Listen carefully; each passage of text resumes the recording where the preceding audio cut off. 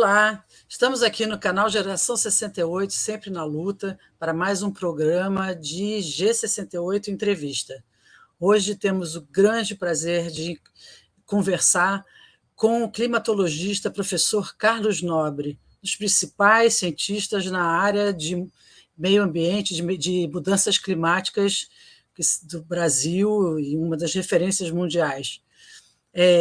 Todos nós sabemos que a mudança climática confirma que as ações humanas vêm interferindo nos termômetros do planeta.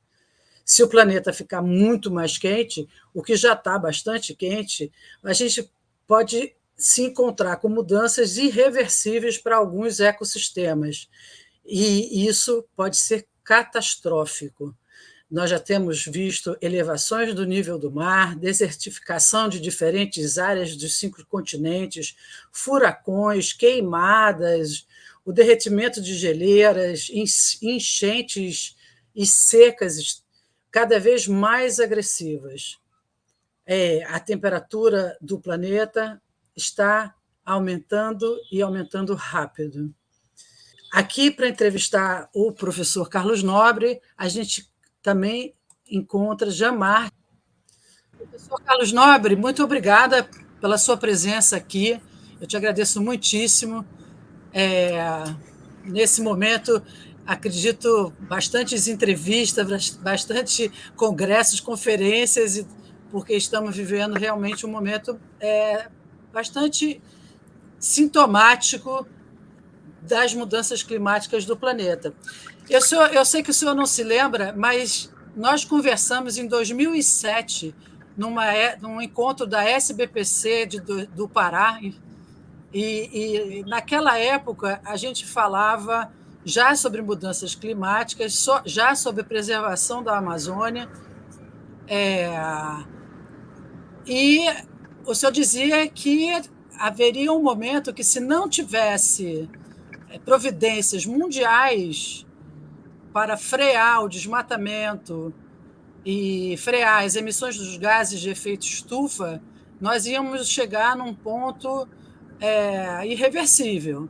No questão da Amazônia, o desmatamento, a gente poderia chegar num processo do que o senhor chamou de ponto de não retorno para a floresta se regenerar. Como estamos hoje, depois de 4 anos de negacionismo ambiental no Brasil?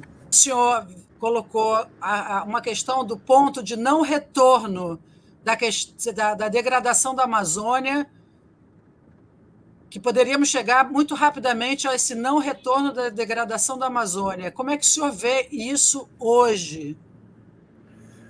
Sem dúvida, aquela projeção que você ouviu eu fazer em 2007, infelizmente, hoje não se trata mais nem de projeção. A Amazônia está na beira do precipício, do ponto de não retorno. Isso é 16 anos após aquele evento. Nós estamos vendo, nesses 16 anos, nós observamos uma enorme preocupação que a Amazônia está ficando muito próximo desse ponto de não retorno. Por que nós podemos dizer isso? Porque a estação seca em todo o sul da Amazônia, que vai do Oceano Atlântico até a Bolívia, mais de 2 milhões de quilômetros quadrados, ela está agora 4 a 5 semanas mais longa do que na década de 70, comparando com 1979. Então ela está ficando mais seca, mais longa, mais quente. A floresta em toda essa imensa região, ela já virou uma fonte de carbono. A floresta perdeu a capacidade que ela tinha de remover gás carbônico da atmosfera e ela perde mais carbono porque em toda essa imensa região há um aumento muito grande da mortalidade de árvores. As árvores da floresta amazônica estão aumentando sua mortalidade e também, como eu falei, a estação seca está mais longa, mais quente e também mais seca ainda. Então, esse é um fenômeno que já está acontecendo. Nós temos aí uns 2 milhões de quilômetros quadrados desmatados e degradados em toda a Amazônia, principalmente nesse sul da Amazônia, ali mais que 35% da floresta já foi desmatada e degradada. Então, é essa a grande preocupação. Se nós não conseguirmos zerar o desmatamento, a degradação, o fogo imediatamente, o fogo também está penetrando por dentro da floresta. Nos últimos 18 anos, já queimou mais de 150 mil quilômetros quadrados da floresta amazônica, penetrando pelo solo da floresta, que ela está ficando muito degradada. Então, nós estamos realmente na beira do precipício, do ponto de não retorno. Então, nós temos que fazer o quê?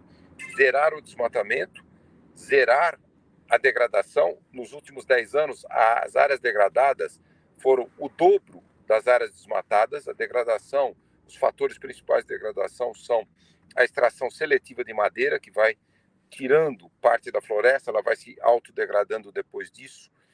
O efeito de borda das pastagens, quando você tem pastagem, muitas vezes o fogo pula ali da gramínea da pastagem, entra dentro da floresta, e também a penetração do fogo dentro da floresta. E, por fim, nós tivemos 4 grandes secas na Amazônia em menos de 20 anos, 2005, 2010, 2015 e 2016, o recorde de seca na Amazônia, 2015 e 2016, e 2020. Então, está aumentando demais a frequência de secas, e as secas estão induzindo também uma grande degradação da floresta. Então, esse é o quadro atual, muito grave. Portanto, é isso. Eu reitero, zerar o desmatamento ontem, não é nem hoje, já devíamos ter zerado a degradação florestal, o uso do fogo. A pecuária brasileira tem uma tradição histórica de séculos de usar fogo. Nós temos que não usar, pecuária moderna não usa fogo, pecuária produtiva não usa fogo, porque o fogo ele escapa da pastagem e vai e entra dentro da floresta e consome ainda mais, degrada ainda mais. Então, esse é o quadro atual. Nós estamos realmente, de novo, desculpe, eu vou reiterar, nós estamos na beira ali para escorregar e a floresta amazônica, ela passar desse ponto de não retorno. Se isso acontecer, entre 30 e 50 anos, mais de 50% da floresta irá se transformar num ecossistema de dossel aberto, super degradado, perdendo uma gigantesca quantidade de carbono. Isso tudo vai para a atmosfera. Perderemos mais de 250 milhões de toneladas de gás carbônico, contribuindo para o aquecimento global ainda mais, tornando praticamente impossível atingir as metas do Acordo de Paris, e também vamos atacar, prejudicar o local com a maior biodiversidade do planeta. A Amazônia tem mais de 13% de todas as espécies de plantas e animais conhecidos. Então, esse é o enorme risco que nós temos.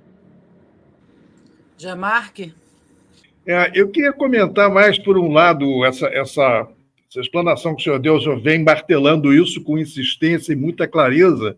E o que me parece preocupante nessa altura, que é frente ao que o senhor afirmou com muito rigor, de que é necessário parar isso agora. Quer dizer, nós estamos atrasados e muito atrasados no processo de reter esse desastre do desmatamento da Amazônia.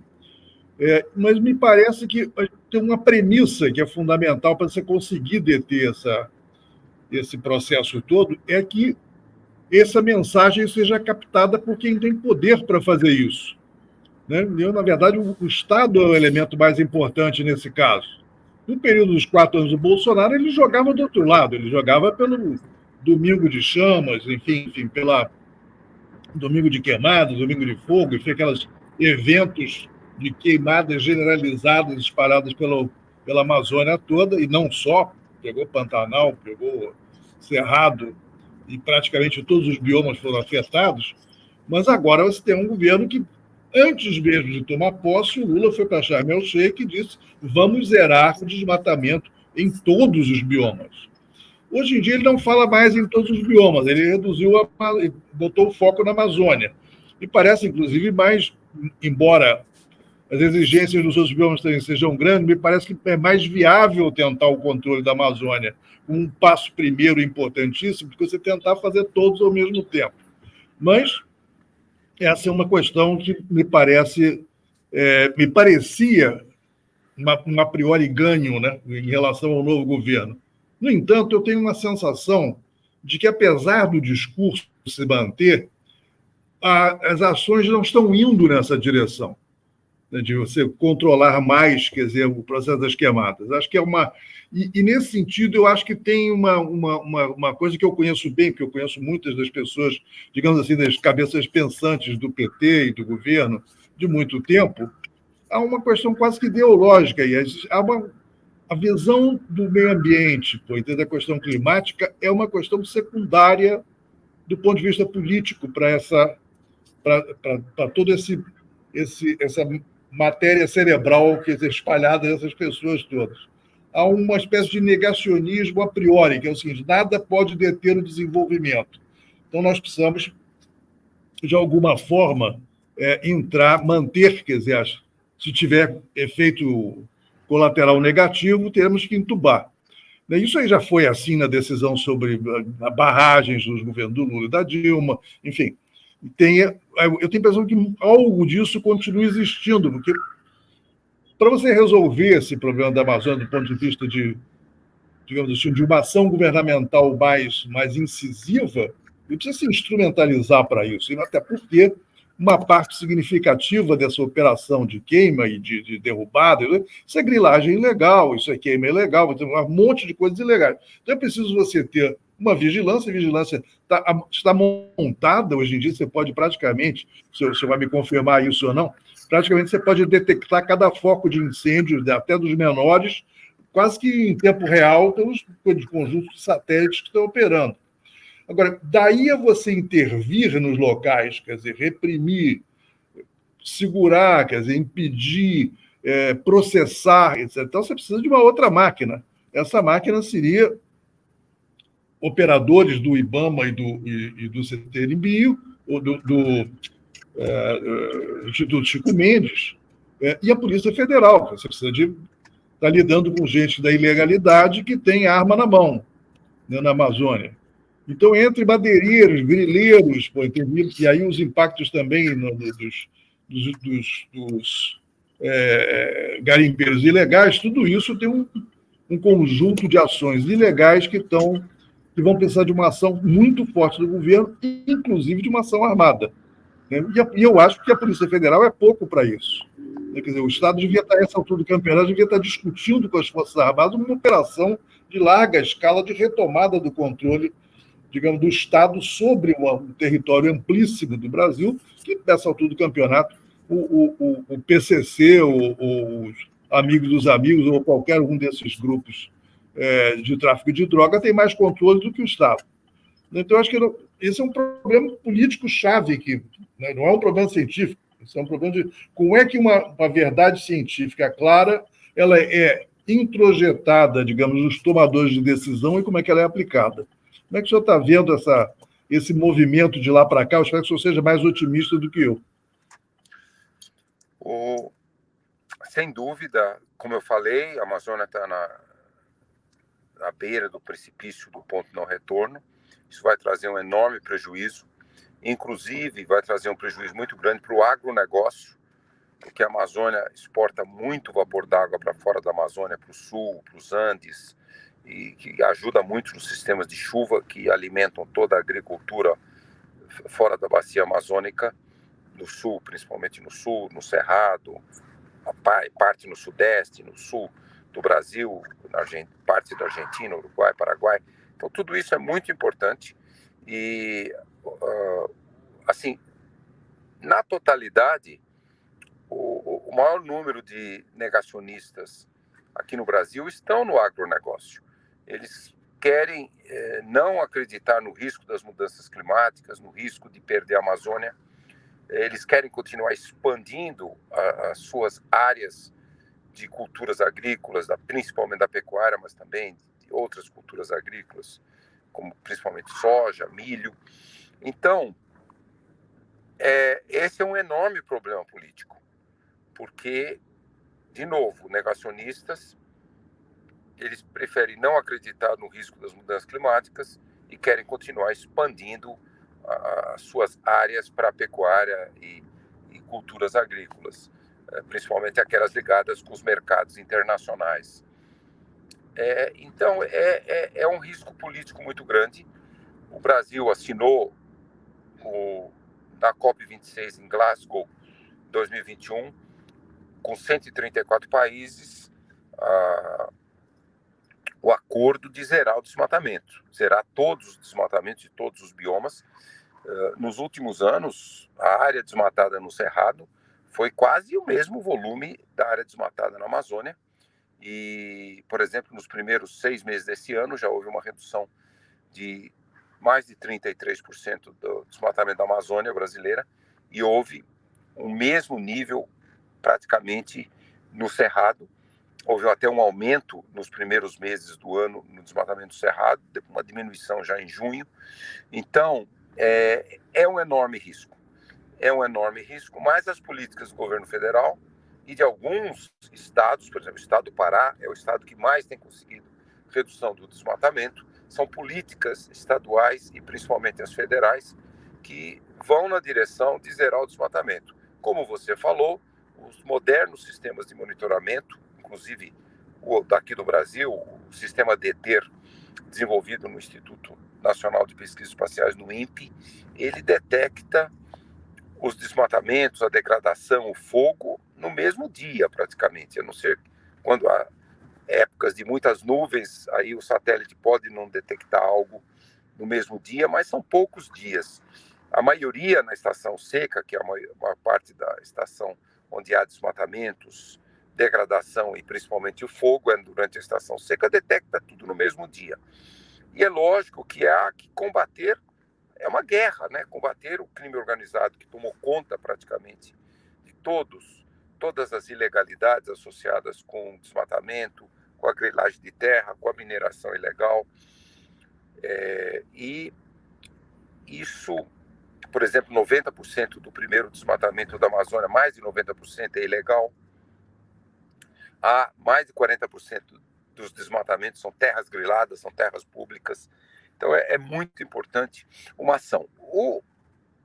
Isso a gente tem boa expectativa, porque lá atrás o Brasil teve pico de desmatamento em 2004, no segundo ano do governo Lula, quase 28 mil quilômetros quadrados desmatados na Amazônia brasileira. Em 12 anos, de 2004 para 2012, em 9 anos, nós reduzimos em 83% os desmatamentos. Aí foram ações da polícia, do IBAMA, do ICMBio, indo no campo, porque o satélite, esse sistema DETER, foi exatamente desenvolvido em 2004, a pedido da então ministra Marina Silva, para o INPE. E aí, com esses dados, era muito fácil ver onde era o desmatamento, era muito fácil verificar se aquilo era uma terra grilada, se aquilo era um desmatamento ilegal. E aí, ações do IBAMA, do ICMBio, da Polícia Federal. E, junto com isso, a Polícia Federal começou a investigar quem financiava esse desmatamento. E aí, muitas das pessoas que financiaram esse mercado ilegal de terras, o desmatamento, elas estão presas até hoje. Foram processadas, foram para a justiça, foram presas. Então, é possível, sim. De novo, como você falou, o desmatamento é verificado no mesmo dia. Quando você começa a dar um enorme prejuízo para o financiador do desmatamento, da grilagem, da mineração ilegal, por exemplo, existiam mais de 20 mil pessoas, mineradores ilegais lá no território Yanomami.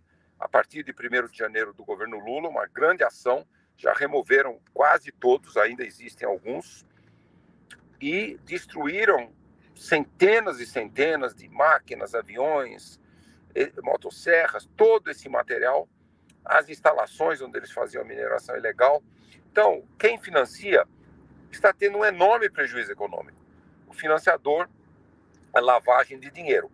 Mais desafiador agora, sim, comparado com 20 anos atrás, sim, porque quem está financiando agora muito mais do que lá atrás é o crime organizado. É o crime organizado que financia. Então, é um desafio muito maior, mas não é impossível vencê-lo, não. É possível porque na hora que você começa a atacar tirá-la da área da floresta, da mineração ilegal, da mineração ilegal nos rios, da mineração ilegal nas florestas, do uso do mercúrio, que traz um enorme risco de poluição, já está poluindo demais a maioria dos rios amazônicos, está causando um enorme impacto na saúde das populações amazônicas. Por exemplo, no território Yanomami, inúmeros bebês já nasceram com problemas cerebrais, porque a mãe já tinha o metilmercúrio no sangue. Por exemplo, 40% da população de Santarém, a Fiocruz determinou um estudo, 40% da população de Santarém tem mais metilmercúrio no sangue do que é normal, não normal, do que é menos arriscado para a saúde. E é a população de Santarém, população urbana, é a população que come muito peixe. Então, o peixe pescado ali naqueles rios todos, Rio Amazonas, o Rio Tapajós, o Rio Arapiuns, todos já estão super contaminados com todo aquele garimpo ilegal que tem ali perto desses rios todos. Então, vamos dizer assim, enorme desafio, sem dúvida, mas é possível sim. Quando você atacar isso com o IBAMA, o ICMBio, a Polícia Federal, e agora, como você sabe, o presidente Lula fez uma autorização temporária para levar as Forças Armadas. Então, você pode levar o Exército, você pode levar a Marinha, você pode levar a Aeronáutica para complementar as ações de fiscalização muito efetivas que tem que ter do IBAMA, do ICMBio, da polícia. Então, é isso.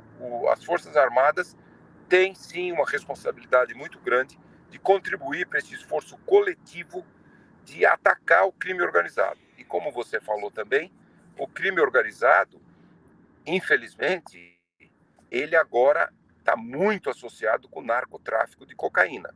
Então, nós temos um enorme desafio, porque o consumo mundial de cocaína, globalmente falando, o consumo de cocaína tem aumentado globalmente. Então, a indústria do narcotráfico, ela tem um enorme poder econômico. De todas as drogas, o consumo de drogas está aumentando no mundo, e o de cocaína também. Então, como o crime organizado está ligado ao narcotráfico de cocaína, esse crime que financia a mineração ilegal, a grilagem de terra, esse mercado ilegal de terras, todos esses, a extração seletiva de madeira, mais de 80% é ilegal. Então, isso está sendo financiado muito pelo crime organizado, associado com o narcotráfico, esses criminosos muito associados com essas quadrilhas como o PCC, Comando Vermelho e várias dessas associações de criminosos lá, de prisões amazônicas. Então, esse é um risco, é uma guerra. Isso é uma guerra. Os países amazônicos todos têm que se unir, colocar suas forças armadas para derrotar esse crime organizado. Professor, só um minuto já. Vocês estão falando, nós estamos falando sempre da questão do desmatamento, dos números do desmatamento e dessa a mudança de... Tem 54% menos de desmatamento nos 6 primeiros meses do governo Lula, o que já é uma grande vitória, por mais que o número ainda seja alto. Mas parar de desmatar é o suficiente para a recuperação natural da floresta, ou teria que fazer ações de reflorestamento? O senhor já chegou a dizer sobre isso uma vez, em alguma entrevista, que teria, obviamente, a despoluição desses rios cheios de mercúrio por causa do garimpo ilegal, ou seja, teriam que ter ações também, e aí seriam ações políticas associadas a uma política científica também para recuperar essas áreas, não? Sem dúvida. Nós lançamos durante a COP26 no Egito o painel científico para a Amazônia, que é uma iniciativa do órgão da ONU de soluções naturais para o desenvolvimento sustentável. O SDSN, E esse SDS criou o painel científico para a Amazônia em 2019. Nós fizemos um grande relatório, lançamos na COP26, e esse relatório já chamava muito a atenção do que nós devemos fazer: zerar o desmatamento, a degradação, o fogo, criar uma nova bioeconomia de floresta em pé e também criar projetos de restauração florestal. Aí na COP27, no Egito, nós lançamos um sumário de estudos científicos que mostram o potencial que a Amazônia tem de ter grandes projetos de restauração florestal, por exemplo, no mínimo uns 500 mil quilômetros quadrados de restauração florestal. No mínimo, né, como eu falei, nós temos 2 milhões de quilômetros quadrados desmatados e degradados, pelo menos um quarto, grandes projetos de restauração florestal. Projetos de restauração florestal, eles têm dois vértices importantes. Quando a área desmatada está muito próximo da floresta, a regeneração natural ela ocorre muito rapidamente. A floresta secundária cresce muito rapidamente. Essa é uma evolução ecológica de dezenas de milhões de anos. Ela cresce muito rapidamente, ela protege logo o solo. E mais áreas muito desmatadas, como, por exemplo, áreas no sul da Amazônia, que a floresta está a 20, 30 quilômetros de distância, aí você precisa reflorestar, precisa ter grandes, gigantescos projetos de fazer as mudas, sementes, ir lá replantar, e aí a floresta vai recrescendo também, normalmente, um pouco mais devagar do que a floresta secundária. A regeneração natural cresce um pouco mais rápido. Então, isso é a ideia. Nós, lá na COP, lançamos essa ideia, fizemos um cálculo também para restaurar cerca de 50 milhões de hectares, 500 mil quilômetros quadrados. O custo seria na faixa de 20 bilhões de dólares. Então, é muito importante ter uma colaboração com muitos países. O mercado de carbono está crescendo muito no mundo e inclusive, os financiadores do mercado de carbono poderiam financiar uma grande parte desses recursos, filantropias, governos dos países ricos. E aí sim, nós faríamos uma gigantesca restauração florestal em toda a Amazônia, mas principalmente no que nós chamamos o projeto como Arcos da Restauração Florestal. É um arco do sul da Amazônia, do Atlântico até o sul da Bolívia, e também o outro arco da restauração é ao longo dos Andes, de 400 metros a 1.300 metros. Peru, Equador e Colômbia têm um grande índice de desmatamento ali. Aquela região que tem a maior biodiversidade do planeta. A Amazônia tem a maior biodiversidade do mundo, e dentro da Amazônia é ali, nessa região dos Andes. Então, essa é a ideia do projeto Arcos da Restauração Florestal.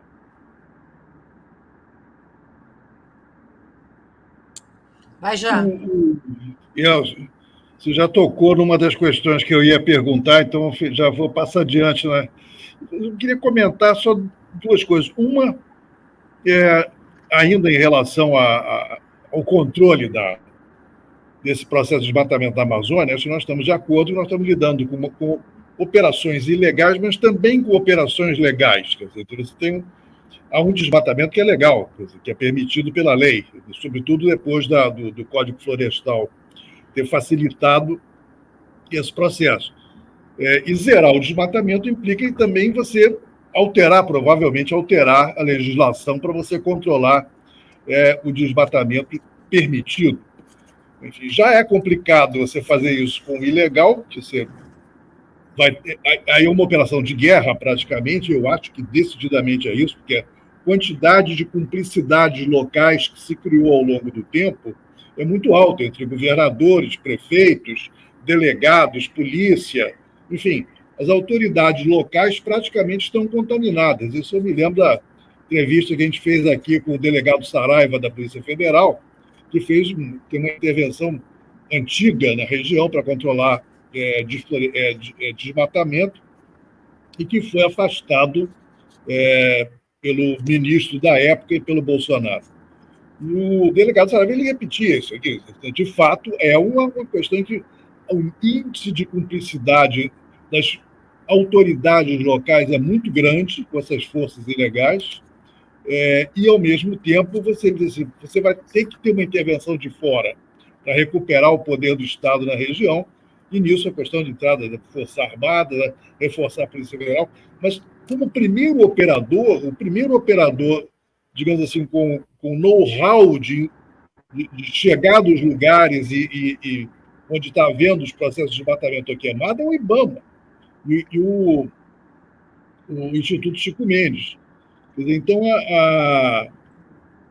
e esses foram desmontados nesse período, dizer, estão com mais da metade do efetivo faltando, né? Então tem que fazer concurso, tem que preparar gente, enfim, tem todo um processo para que isso aí possa ser operado. Isso tem que ser agilizado com a maior velocidade possível. Isso é uma parte da coisa. Segundo, se você efetivamente foi um cálculo feito, estou tentando me lembrar de onde eu li no jornal. Você tinha entre 200 e 300 mil pessoas da região amazônica envolvidas com atividades ilegais de todo tipo, desde a retirada de madeira, a grilagem, a pesca ilegal, o garimpo ilegal, etc, etc. Então, se o número é esse, quer dizer, nós estamos diante de uma imagem. A gente está armada. Não é um acaso que tem uma facilitação da entrada de armamento e, como eles estão vinculados a um patrono econômico, digamos assim, um ente econômico por trás de todas essas operações, é o tráfico, né, de drogas e os operadores nacionais de tráfico de drogas. Então, a possibilidade de você ter um enfrentamento é grande. As operações que o governo fez até agora foram importantes, sem sombra de dúvida, para assim, balizar um caminho. Mas, como disse o Saraiva muito bem, aquilo ali é a ponta do iceberg, é uma gota d'água no oceano. Quer dizer, aí o caso dos Yanomami, você tem isso espalhado para tudo quanto é lado. E mesmo lá, ele disse isso com muita segurança, ele dizia o seguinte: você retirar garimpeiro da área dos Yanomami, destruir as dragas, destruir os equipamentos, eles saem e voltam. Entendeu? Você tem que ter uma ocupação permanente do local com uma força de controle. Então, assim, eles vão sair e vão voltar. E tem que, de alguma forma, atuar na fase, digamos, da realização do investimento. Porque a madeira, ela por si só, ela tem que ser vendida, né, processada, levada para outro lugar, enfim, o ouro, etc., também. Então, você tem que controlar as operações, digamos, os intermediários que fazem esse fluxo da extração enfim, da transformação desse valor em dinheiro. Então, isso são as operações necessárias nessa região. Isso tem muita coisa para fazer e vai ter um conflito. Pode ter um conflito, eu disse isso, aquilo ali, se tem um lugar que pode ter uma guerra civil, é lá. Entendeu? Porque você tem uma quantidade enorme de gente pobre que depende dessa atividade para sobreviver, que são, digamos, a infantaria, digamos, desse sistema de exploração ilegal. E os caras são armados. Então, isso é uma parte da coisa. A outra coisa, a parte do reflorestamento, os números, o senhor falou em 50 milhões de hectares, eu tenho a impressão que o Lula se comprometeu com 90 lá em Sharm el-Sheikh, se eu não estou enganado. Depois ele falou em 60, atualmente está falando em 30. Né? Quer dizer, e os números sobre as áreas chamadas áreas degradadas são extremamente flutuantes. Em alguns lugares eu vi 120 milhões de hectares de água degradada, em outros 80 milhões de água degradada, dependendo de qual é a fonte que você vai buscar. A Embrapa fala em 80 milhões, por exemplo. Agora, reflorestar isso aí é um investimento grande. Isso não é pouca coisa.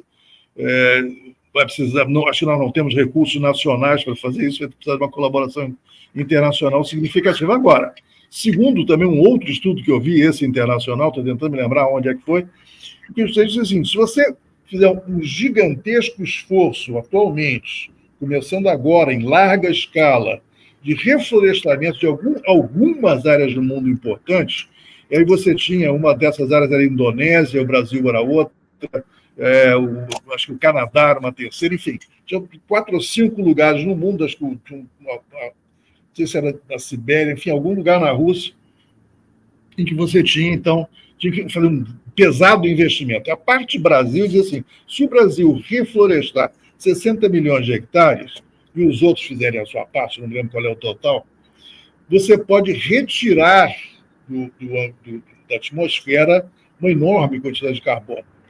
Então, isso aí poderia ser um elemento extremamente importante para não só, ao mesmo tempo, você controlar emissões, mas você retirar as emissões que já foram feitas, que é uma das operações mais difíceis, do ponto de vista científico até agora.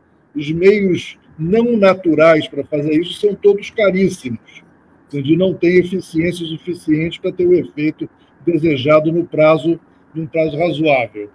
E eu não sei muito bem se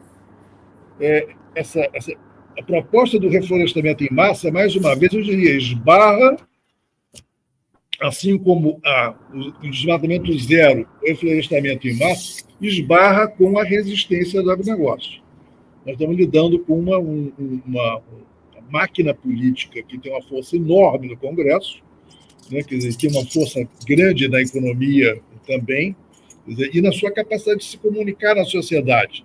Hoje em dia, o agronegócio tem uma propaganda de sucesso rodando há 3 anos, que é o agro é pop, agro é tech, agro é tudo. Então, você tem a imagem projetada por esse setor na sociedade é uma imagem positiva, né? Todo mundo que se preocupa com o meio ambiente denuncia os impactos no solo, os impactos nas águas, os impactos na biodiversidade, enfim, a agricultura do veneno, etc., etc. Mas eu acredito que isso não é a imagem dominante da sociedade brasileira. A grande imprensa fala muito mais simpaticamente do agronegócio e a grande mídia, em geral, do que os críticos são capazes de fazer como contraponto. Enfim, isso é um comentário. Eu queria ver se o senhor tem essa informação também dessa proposta de reflorestamento maciço mundial. Já viu alguma coisa a respeito disso? Sim, já vi muito. De fato, para a gente manter a temperatura do planeta abaixo de 1,5 graus, que esse é o Acordo de Paris, reforçado pela COP26, nós precisamos zerar o desmatamento zerar as emissões todas de gases, emissões líquidas de gases até meados do século e passar a remover pelo menos 5 bilhões de toneladas de gás carbônico por ano. Hoje nós estamos emitindo cerca de 45 bilhões de toneladas de gás carbônico. Vamos zerar as emissões líquidas e remover para manter a estabilidade climática e não deixar o planeta subir de temperatura. Então, esse projeto de remover 5 bilhões de toneladas significaria que nós temos que restaurar na faixa aí de pelo menos uns 6 milhões de quilômetros quadrados. E aí 6 milhões 600 milhões de hectares. Então, esse é um enorme desafio. Nós precisamos melhorar muito a agricultura mundial para alimentar, meados do século, 9,5 bilhões de pessoas. É possível, sim, com a agricultura mais produtiva, agricultura urbana, agricultura periurbana, e liberar uma grande área de todas as florestas tropicais, áreas de agricultura que seriam restauradas, principalmente nos trópicos. Zerar os desmatamentos, a degradação em todos os trópicos. No ano passado nós tivemos 4 milhões de hectares desmatados, 40 mil quilômetros quadrados em todo o trópico, 20 mil na Amazônia. Então, isso é o desafio, é o gigantesco desafio. O presidente Lula fez lá um compromisso. A NDC brasileira, as metas do Acordo de Paris do Brasil diriam até 2030 o Brasil estaria restaurando 12 milhões de hectares. Mata Atlântica, Amazônia, Cerrado. O presidente Lula usa muito esse número, 30 milhões de hectares de 30 milhões de pastagens super degradadas, de baixíssima produtividade pecuária, mas esse número tem que crescer muito globalmente falando, e os países tropicais são muito importantes, porque a floresta secundária tropical, ela cresce muito rápido. Floresta no Canadá, na Sibéria, elas são florestas de altas latitudes, elas absorvem muito menos carbono por ano do que a floresta tropical, absorve 1/3 de carbono por ano comparado com a floresta tropical. Por exemplo, uma floresta secundária da Amazônia, ela remove entre 11 e 18 toneladas de gás carbônico por ano por 35 anos. A Mata Atlântica remove um pouco menos, mas remove muito também, a Mata Atlântica recrescendo. Então, esse é o grande desafio. Estabilidade climática baseada em soluções baseadas na natureza é esse gigantesco projeto de restauração florestal em todo o planeta, mas principalmente das florestas tropicais, porque aí, como a floresta secundária cresce muito rápido, você está reduzindo o risco das mudanças climáticas, porque está retirando bilhões de toneladas de gás carbônico. Esse projeto que nós lançamos na COP27, 500 mil quilômetros quadrados de restauração florestal da Amazônia, todos os países amazônicos, esse removeria uns 600 milhões de toneladas de gás carbônico por ano por mais de 30 anos. Seria muito importante, uma colaboração muito importante. Olhando num prazo maior, nós podemos sim imaginar que nós podemos restaurar, por exemplo, 100 milhões de hectares da Amazônia, 1 milhão de quilômetros quadrados, podemos restaurar 30, 40 milhões de hectares da Mata Atlântica, podemos restaurar 30, 40, até 50 milhões de hectares do cerrado, né, da savana tropical, porque para isso nós precisamos fazer rapidamente uma transição para uma agricultura moderna, para uma agricultura não expansionista, para uma agricultura altamente produtiva, como, por exemplo, a agricultura da Holanda, altamente produtiva, agregação de valor, a média de tamanho de uma fazenda dos agricultores da Holanda é na faixa 13 a 14 hectares e todos são classe média. Uma agricultura moderna, agregação de valor. Então, esse é o caminho da agricultura mundial. A própria China está acelerando essa busca da agricultura urbana, periurbana. Então, é isso. Uma agricultura moderna, regenerativa, com baixíssimas emissões, uma liberação de milhões e milhões de quilômetros quadrados, talvez aí 5, 6 milhões, tudo ser regenerado. Aí a gente vai para a segunda metade desse século, removendo bilhões de toneladas de gás carbônico da atmosfera e, vamos dizer assim, trabalhando muito para combater a emergência climática. Professor, no relatório do IPCC, agora de 2023, se coloca uma questão que eu acho que é fundamental para a nossa discussão aqui no Brasil, que para combater as mudanças climáticas, para alcançar efetivamente esse combate, é necessário contar com a participação dos povos originários ou povos indígenas, né? Óbvio, foi constatado, né, que as áreas onde os povos indígenas estão, o nível de degradação e a qualidade toda do manejo da terra é muito melhor do que, obviamente, manejado pelo, vamos chamar assim, homem branco. Essa é outra questão política que a gente tem vivido com a questão do não ao marco temporal, né? Foi votado a toque de caixa na Câmara Federal, está no Senado e está no STF. Realmente, isso não essa questão é uma questão também fundamental, né? Porque a gente viu o que aconteceu com os Yanomamis, né? Quer dizer, com a terra, né? Com a degradação do rio.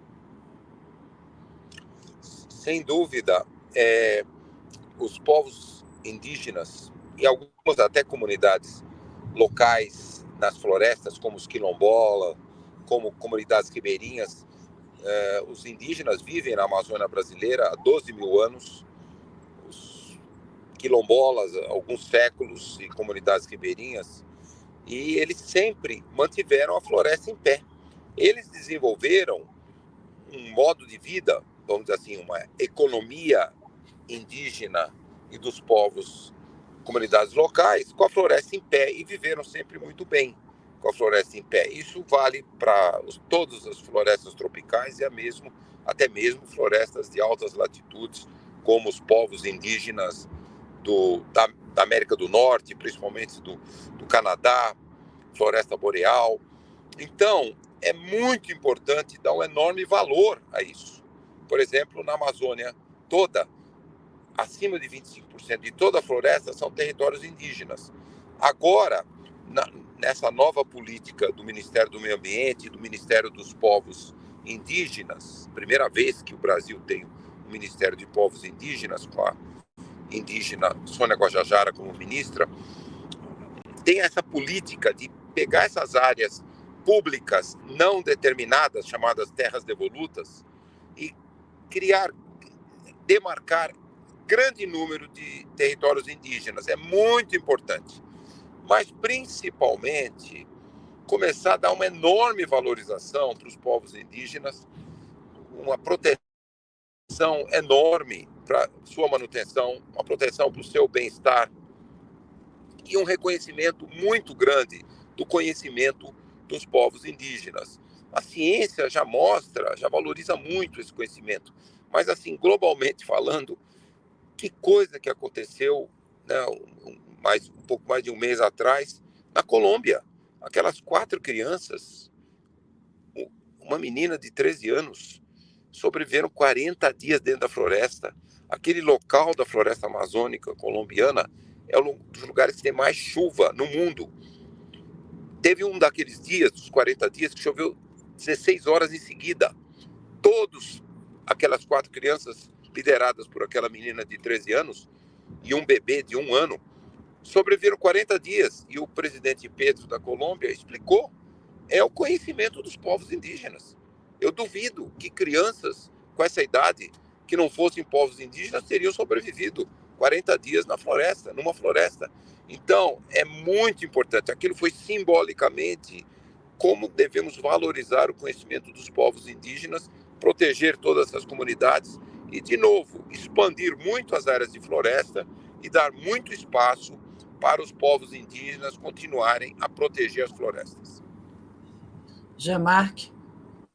Eu queria colocar uma última questão, assim, que é de preocupação. O último relatório do IPCC, mas também outros estudos que não são do IPCC, mas, enfim, de especialistas de outras, que são membros, inclusive, do IPCC e outros que não, indicam que o marco do 1,5 grau Celsius para além do ponto de partida lá no século XVIII, no começo da Revolução Industrial, é uma fatalidade. Já não vai ser possível segurar. Quer dizer, mesmo que se façam todas essas transformações daqui para frente, o que já deu de acúmulo de gás de efeito estufa na atmosfera já levaria paulatinamente nessa direção. Você pode evitar que fique pior. Ou, com um enorme investimento, como você colocou, um enorme investimento em retirada, para além do controlar as emissões, a retirada de gás de efeito estufa da atmosfera, se você não consegue fazer isso de uma forma muito maciça e muito rapidamente, 1,5 grau vai acontecer.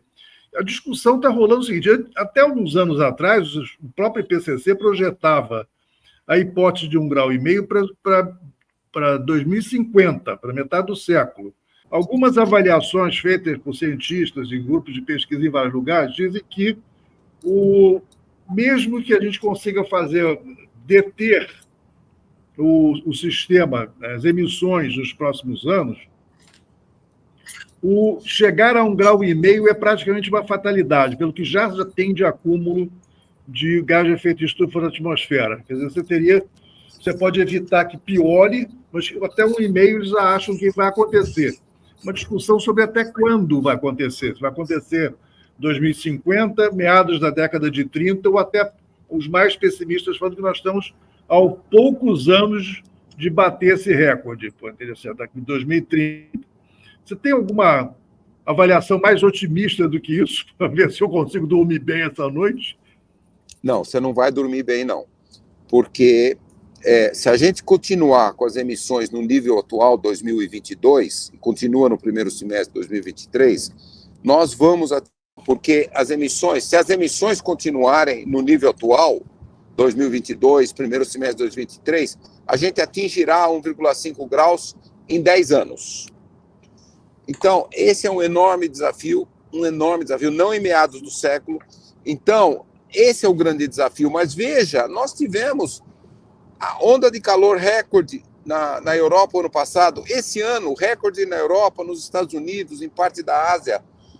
Nós não temos, como o secretário-geral da ONU, Guterres, falou alguns dias atrás na entrevista, não podemos abandonar esse desafio de reduzir em 50% as emissões até 2030, zerar as emissões até meados do século. Se nós não atingirmos, lutarmos para fazer esse desafio, nós vamos passar de 1,5 graus até meados do próximo século, chegaremos a 2 até 2,3 em 2050, com um enorme risco. A Amazônia irá desaparecer nesse cenário, nós vamos perder do permafrost lá mais de 150 milhões de toneladas de gás carbônico e metano. Impossível, o país vai para um suicídio planetário, ou o país não, o planeta vai para um suicídio. Então, por mais que isso pareça muito difícil, não existe outra solução que não seja essa. O secretário-geral Guterres colocou, não é mais aquecimento global, é fervura global, ebulição global, é esse o caminho que nós vamos preencher. Veja o que está acontecendo com essas ondas de calor, mataram 61 mil pessoas o ano passado na Europa, estão matando milhares de pessoas esse ano. Então, é isso, nós estamos indo numa trajetória suicida, mas nós temos como achar soluções. As energias, quase 70% das emissões, queima de combustíveis fósseis.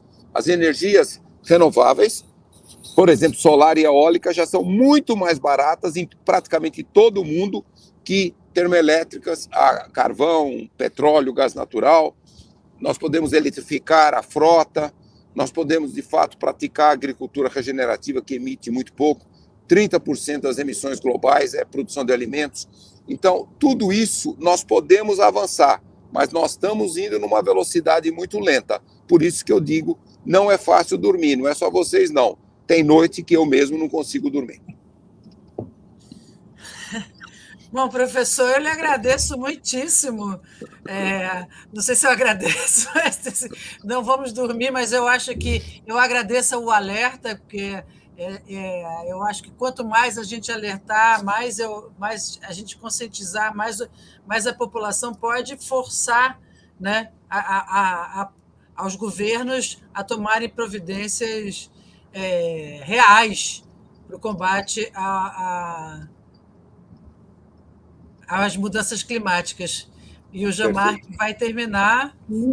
Uma última coisinha.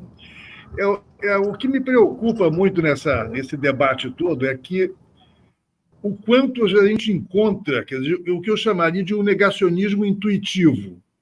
O negacionismo intuitivo eu defino da seguinte maneira: são as pessoas que recebem uma informação como essa, que o senhor sintetizou brilhantemente agora na sua última fala, e a coisa é tão chocante para eles que eles preferem não acreditar. Assim, não, isso não vai acontecer. Porque admitir que vai acontecer é o que ele gosta. Vou dormir mal, mais do que dormir mal. Eu tenho que tomar uma atitude, eu tenho que fazer alguma coisa, eu tenho que mudar meu modo de vida, tenho que mudar o modo como se produz, o modo como se consome, enfim. Tem toda uma série de modificações que impactam profundamente a vida de cada um. Eu tenho encontrado muito, ao longo dessas discussões, pessoas inteligentes, pessoas preparadas, pessoas politizadas, inclusive, que simplesmente se recusam a introjetar, quer dizer, esses fatores no seu grau de urgência. As pessoas até admitem, não, isso tudo é verdade e tal, mas isso aí é para daqui a 50 anos. Isso aqui é para os nossos netos, para os bisnetos. Vai dar tempo de controlar. Quer dizer, quando eu disse, outro dia teve esse caso, um companheiro nosso aqui da geração 68, em que eu escrevi e disse, olha, nós estamos possivelmente, nos próximos 6, 7, 8 anos, nós vamos chegar a 1,5 grau. Se não for feita alguma coisa radicalmente e aceleradamente. Eu acho que senão você está enganado. É extremamente preparado. Você está completamente enganado. Não é assim, os dados são outros. Quer dizer, não é tão urgente, você se enganou. E isso acontece de monte. Você tem o outro tipo de negacionista, que é o negacionista interessado. Não é uma questão intuitiva. É o agronegócio, que tem interesse em manter as coisas como estão, é a indústria do petróleo, que tem interesse em manter as coisas como estão. Enfim, infelizmente, você tem uma questão que pega nos políticos. Aqui no Brasil, nós estamos assistindo, ao mesmo tempo que tem uma discussão sobre impedir o desmatamento, reflorestar, etc. Então, nós estamos discutindo explorar mais petróleo na bacia lá do Amapá, baixando o preço do petróleo e da gasolina, que estimulou o aumento do consumo de gasolina e diesel nos últimos 6 meses. Enfim, e se propondo a investir muito mais pesadamente nessa direção, que é, inclusive, uma justificativa. Isso é uma grande riqueza do Brasil, nós não podemos negá-la para o nosso povo. Se recusar a entender onde é que nós estamos, quer dizer, quais são os riscos que nós estamos enfrentando. Esse é o grande problema, para se desatar o nó. Sim, não discordo, a sua análise está muito boa. Eu só vou dizer que o meu otimismo vem não com a sua geração, com a minha geração. O meu otimismo vem que os jovens do mundo inteiro, inclusive do Brasil, eles não têm a visão das gerações anteriores, eles estão muito preocupados, aumentou muito o nível de insegurança psicológica, aumentou o número até de suicídios entre jovens mulheres de muitos países, e eles estão buscando soluções. Então nós temos que torcer muito que assim que as novas gerações comecem a estar no ambiente de trabalho, no ambiente político, eles vão fazer a transição muito mais rápida, necessária para salvar o planeta, que infelizmente a nossa geração não conseguiu.